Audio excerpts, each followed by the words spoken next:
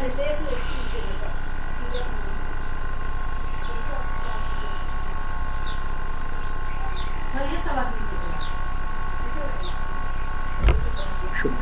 ब्रह्मविचारसार परमाद्यं जगद्व्यापिनीं वीरापुस्तकधारिणीम् अभयदां व्याज्ञान्धकारापहम् हस्ते स्फाटिकमालिकां विदधतीं पद्मासने संस्थितां वन्दे तां परमेश्वरीं भगवतीं बुद्धिप्रदां शारदाम्।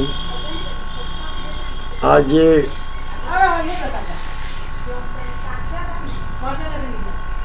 शास्त्री प्रथम वर्षीय छात्रों के लिए जो 2021 में परीक्षार्थी होंगे उन्हें साहित्य दर्पण के प्रथम परिच्छेद से जो विश्वविद्यालय द्वारा निर्धारित पाठ्यक्रम है तदनुरूप माननीय सचिव महोदय एवं सभादरणीय प्रधानाचार्य महोदय के से प्राप्त निर्देशों के अनुसार साहित्य दर्पण के प्रथम परिच्छेद में इसके पूर्व में काव्य प्रयोजन पर प्रकाश डाला था। अब जो है काव्य लक्षण जो आचार्य विश्वनाथ का है, इसके पूर्व आचार्य मम्मट ने जो काव्य लक्षण अपना दिया है उस काव्य लक्षण को आचार्य विश्वनाथ की मत से खंडन करते हुए छात्र हित में आज मैं प्रस्तुत कर रहा हूँ। आप जानते हैं साहित्य दर्पण आचार्य विश्वनाथ की कृति है और आचार्य विश्वनाथ ने जो 14वीं शताब्दी में है, मैं इस पर बड़ा विस्तृत प्रकाश डाल चुका हूँ छात्रों के लिए, छात्रों के हित के लिए। आचार्य मम्मट के काव्य लक्षण का उन्होंने समीक्षा किया है। आचार्य मम्मट तदस्वरूपम पहले काव्य का प्रयोजन कहते हैं। काव्यम जस्य अर्थकृते व्यवहार विदेशी वेतरक्षते सद्य पर निवृत्ति कांता सम्मितो विदेशी, यह आचार्य मम्मट का है। तो किन स्वरूपम काव्यम इति इच्छायाम, फिर काव्य का क्या स्वरूप होगा, काव्य किसे कहेंगे, काव्य की परिभाषा क्या होगी, यह है प्रतिपादित करने के लिए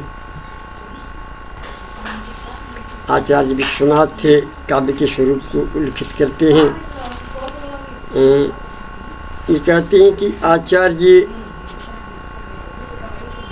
चतुर्बल फल प्राप्ति कल बता चुके थे हम कि वेद शास्त्री निष्ठिया दुखादि पंडित बुद्धि नामे हो जाए थे परमानंद संधोजनया सुखादेव सुकुमार बुद्धि नाम पुनः काव्यादेव नंतरी कथम प्रणत बुद्धि भी सत्सु वेद शास्त्रीषु वेद कार्य भी जतना करणीय। यदि मान लीजिए प्रणत बुद्धि वालों को वेद शास्त्र से अत्यंत कष्टपूर्वक यदि चतुर्बल की प्राप्ति हुआ करती थी और सुखपूर्वक का आचार्य आसान तरीके से काव्य से जो है सुकुमार बुद्धि वालों को जो है यदि काव्य चतुर्बल फल की प्राप्ति होती है तो नंतरी पंडित बुद्धि भी सत्सु वेद शास्त्री सुखिमित ज्ञातने करणीय। तो फिर पंडित बुद्धि वालों को वेद शास्त्रों में क्यों यत्न करना चाहिए, वेद शास्त्री किमित काव्य यत्न कर, जो वेद शास्त्र से चतुर्बल की फल की प्राप्ति अत्यंत पंडित बुद्धि वालों को कष्ट सेवा करती है, तो उन्हें काव्य में क्यों यत्न करना चाहिए, ये प्रश्न इनका है।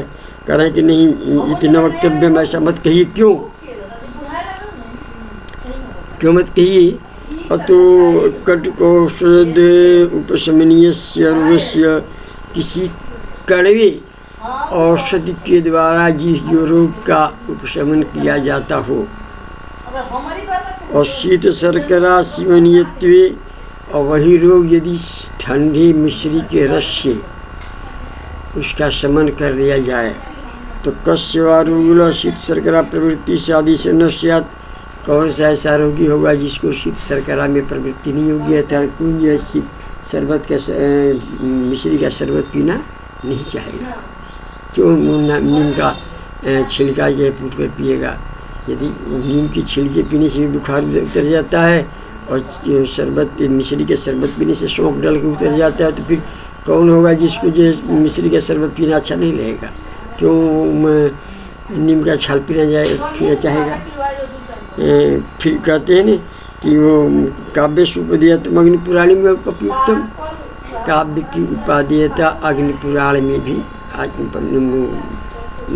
व्यास ने कहा है कि नरत्वम दुर्लभम लोके विद्या ततः दुर्लभ। नरत्व जो है मनुष्य का जीवन पाना अत्यंत दुर्लभ है। वो स्वामी तुलसीदास से कहते हैं अपने रामचरितमानस में कि बड़े भाग्य मानुष तन पावा,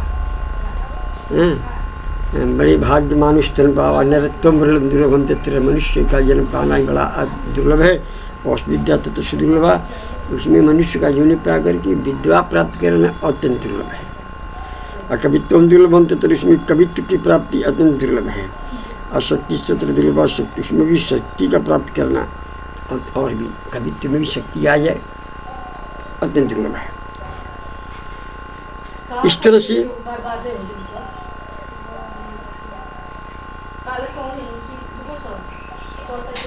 त्रिवर्ग साधनम नाट्यमिति विश्वपरालिपि।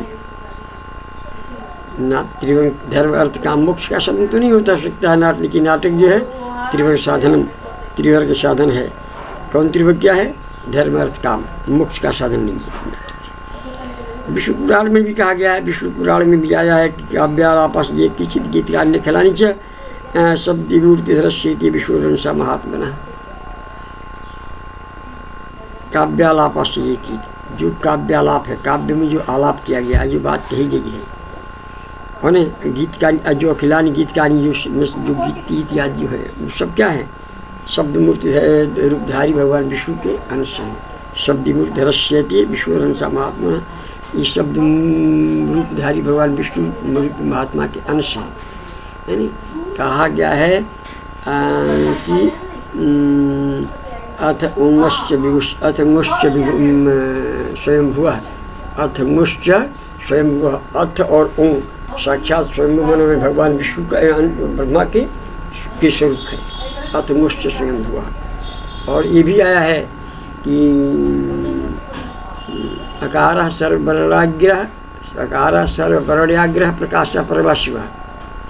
अ अक्षर आता है किसी वर्ण में, अकार, अकार सर्ववर्णाग्रह से वर्णों में अग्रगण्य होता है। अकार सर्ववर्णाग्रह प्रकाशा परमाशिव, प्रकाश रूप है परमेश्वर का स्वरूप, प्रकाश रूप है और परमेश्वर का स्वरूप। इसलिए काव्यालापस जे किंचित निखिलांच शब्द मूर्ति धरस्येति विश्वरंसा महात्मना, ये भगवान विष्णु के अंश थे। इसलिए तेन हेतु न तस्य काव्य स्वरूप निरूपी, इसलिए तीन हेतु न, इसलिए तस्य काव्य से स्वरूप निरूपित, उस काव्य के स्वरूप का हम निरूपण करने चलते हैं, निरूपण कर रहे हैं। ये तेना विधियम से प्रदर्शितम, इतना हमने कह दिया। इतने अविधेयम जो उसका अविधेय है उसको हमने कह दिया। तो काव्य का लक्षण क्या कहते हैं?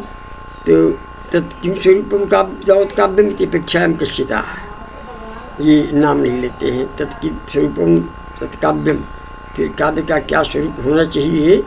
तत्किं स्वरूपम काव्यम तावत काव्यम, तो फिर काव्य का क्या स्वरूप होना चाहिए? इति अपेक्षा है, इस दिशा में, इस अपेक्षा में कश्चिता कोई कहता है। आचार्य विश्वनाथ आचार्य मम्मड़ का नाम लेना नहीं चाहते हैं, कहते हैं कश्चिता कोई कहता है, इस अपेक्षा में किसी ने कहा है। तददोषो शब्दार्थो सगुणावलन कृत्य पुनः, आचार्य मम्मड़ का काव्य लक्ष्य है। तददोषो शब्दार्थो सगुणावलन कृत्य पुनः, तद अदोषो शब्दार्थो सगुणावलन कृत्य पुनः। तीन बात इसमें उन्होंने कहा है कि तत् अदोषो शब्दार्थो, तत् सगुण शब्दार्थो और तत् अनलंकृत पुनः शब्दार्थो का, जो अदोष हो, जिसमें दोष नहीं हो, ऐसे शब्दार्थ को हम काव्य की श्रेणी में रख सकते हैं, अदोष शब्दार्थों का। फिर कह रहे हैं सगुण शब्दार्थ काव्य, जो सगुण हो ऐसे शब्द अर्थ को काव्य मानते हैं।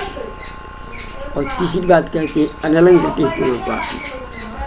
यदि कोई अलंकार हो अनलंकृति पुनः क्वापि, कहीं कहीं अलंकार हो उसको भी हम शब्द ऐसे शब्द अर्थ को भी हम काव्य मानते हैं।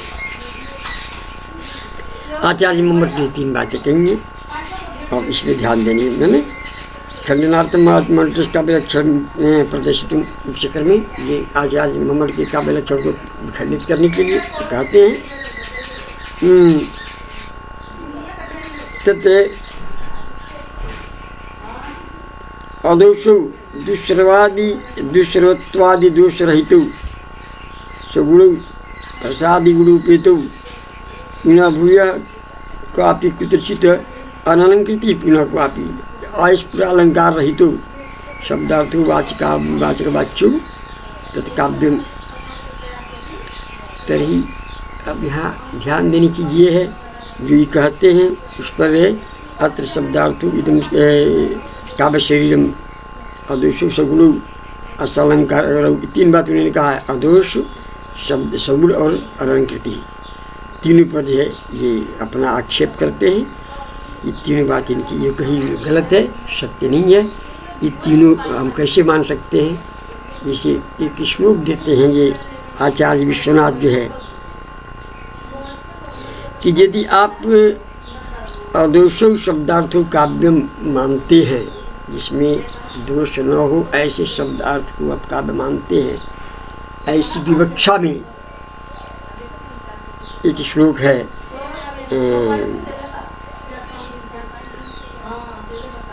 आचार्य विश्वनाथ जो है ये कहते हैं ये हनुमान नाटक का श्लोक है। कहते हैं देखिए इसमें तो दोष है फिर भी उत्तम काव्य की श्रेणी में इसकी गणना होती है। कह रहे हैं कि न्यक्कारो ह्यमेव मे यदर्यस्तत्रापशो तापसः सोप्यत्रैव निहन्ति राक्षसकुलं जीवत् हो रावणः दिक्चक्रजितं प्रबोधितवता किं कुम्भकर्णेन वा स्वर्गग्रामटिकाभिलुट्ठलविधोच्छूनेर्किमेभिर्भुजैः। दरअसल होता ये है कि पहले किसी वस्तु को पर आक्षेप करने के बाद उसके दोष का निराकरण किया जाता है। यहाँ इस श्लोक में रावण चिट्ठी हनुमान नाटक के हनुमान नाटक नामक एक ग्रंथ है उसी से ये लिया गया है। और इसमें राम के पराक्रम से लंका में नितांत आक्रांत और निर्विजाति से आपन्न रावण की यह उक्ति है। रावण कहता है कि अयमेव न्यक्कारो ही यतमीयरयः अयमेव न्यक्कारः ही यतमीयरयः। और तत्रापि असौ तापसः।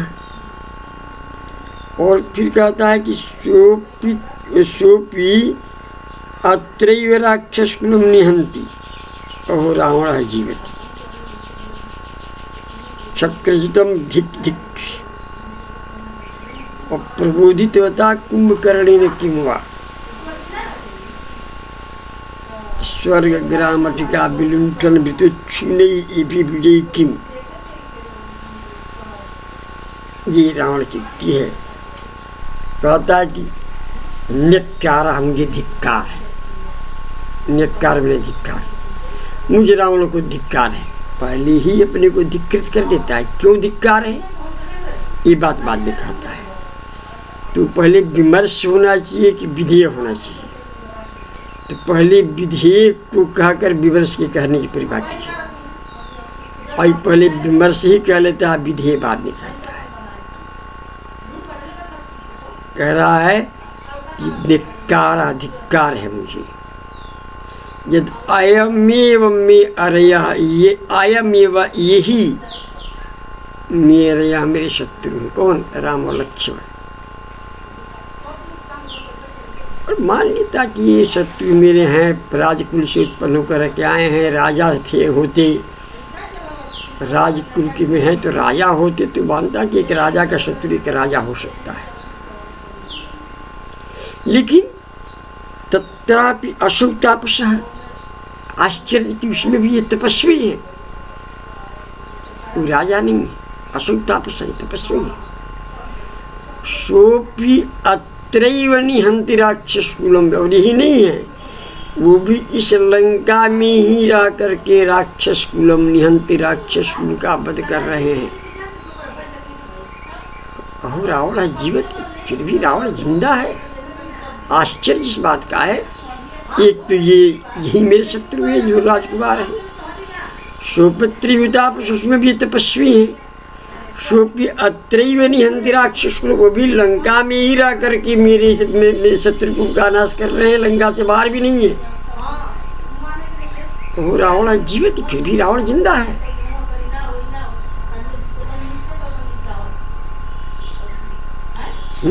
शक्रजितम धिक धिक, जो शक्रजित इंद्र को जीतने वाला मेरा पुत्र मेघनाद है, उसे धिक्कार है, धिक्कार है। जो मेघनाद इंद्र को जीत सका, ये दो तपस्वियों को नहीं जीत पा रहा है, धिक्कार है उसे। प्रबोधित होता कुंभकर्ण ने क्यों हुआ? जगाए जाते हुए कितनी हजार हाथियों के बल जिसमें समाहित है, ऐसे इस कुंभकर्ण से क्या फायदा? और स्वर्ग ग्रामटिका विलुंठन वृथो छुनई ये भी बुझई किम। स्वर्ग को एक ग्रामटिका माने होता है टोला, टोली, टोली, यहाँ 10-20 घर बसते हो उसको टोला कहते हैं। तो स्वर्ग को एक ग्रामटिका माने टोला समझकर जीत लेने वाली ये फिर भुजाई कि मेरे इस भुजाओं से क्या फायदा? हमने एक स्वर्ग को जीत लिया था एक टोला समझ करके, और ये भुजाएं दो राजकुमारों को नहीं, ये दो तपस्वियों को नहीं जीत पा रही है, इसलिए मुझे धिक्कार है। स्वर्ग ग्रामटिका वृथा नहीं, ये भी भुजाई कि स्वर्ग को एक ग्रामटिका समझ कर लूट लेने वाली, जीत लेने वाली इन भुजाओं से क्या फायदा? ये भुजा बड़ी विदंड थी, फिर ये भुजाएं आज ये दो राजकुमारों को, दो तपस्वियों को नहीं जीत पा रही है, इनसे क्या फायदा? धिक्कार है मुझे। इस तरह रावण अपने को धिक्कृत कर रहा है, धिक्कार कर रहा है। अब देखिए आप भी 80 श्लोकस्य विद्या विमर्श दुष्टतया काव्यत्वं न स्यात्, कह रहे कि इस श्लोक में विद्या विमर्श दोष है। इस श्लोक में